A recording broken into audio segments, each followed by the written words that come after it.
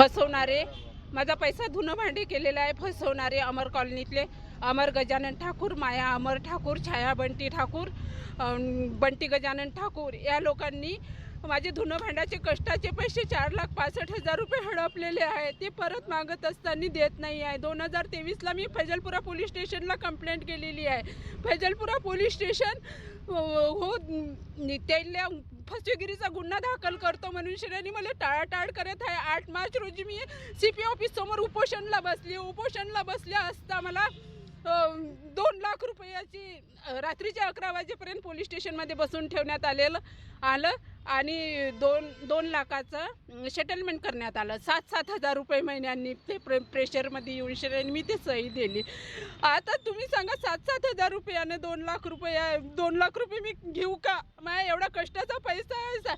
4,65,000 रुपये म्हणजे माझ्यासाठी माझ्या आयुष्यभराची कमाई आहे. माझ्या मुलीचं लग्न जुळलेलं आहे. माझ्या मुलीच्या लग्नासाठी मला पैसा हवा आहे आणि मला या लोकांनी पैसा देण्यात यावा, नाही तर पूर्ण परिवारावर फसवेगिरीचा गुन्हा दाखल करण्यात यावा.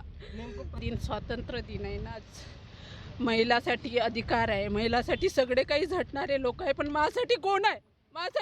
आज मी अमरावतीतल्या प्रत्येक कोणत्यात जाऊन फिरलेली, आमदार, खासदार, नगरसेवक, कार्यकर्ता, आज माझ्यासाठी कोण आहे?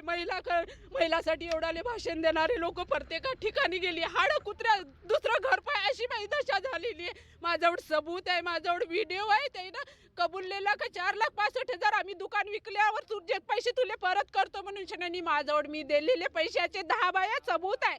तर मला काऊन न्याय नाही भेटत आहे? मला काऊन फिरवत आहे? मला फिरवण्याचं कारण काय आहे? काऊन फिरवत आहे? मला फिरवू मी कंटाळलेली आहे. मी मानसिक त्रासानं कंटाळून गेलेली आहे. आज मला कोणी नाही द्याले, समोर नाही आलेलं आहे. ना पोलीस स्टेशन आहे, ना आमदार खासदार आहे, ना नगरसेवक आहे, नाही कोणी आहे. मी आज अमरावतीतल्या प्रत्येक कोणत्या धुणं भांडे करणारी 9 ते रात्री 9 वाजेपर्यंत पैदल फिरलेली आहे. या माझ्या त्रासाचा कोण जिम्मेदार आहे?